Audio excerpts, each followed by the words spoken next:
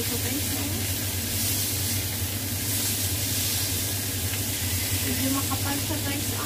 Pero okay lang yan.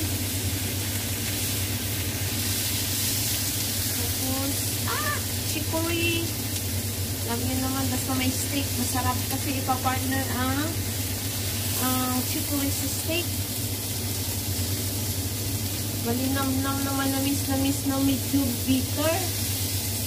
Ayan siya guys. So, bakit ako palagi may chicory? Kasi, gusto ko yung lasa. Okay, ayan guys. So, yeah. Maraming salamat sa panonood. And see you for my next vlog. Ayan na guys. Kainan na po. Bye everyone.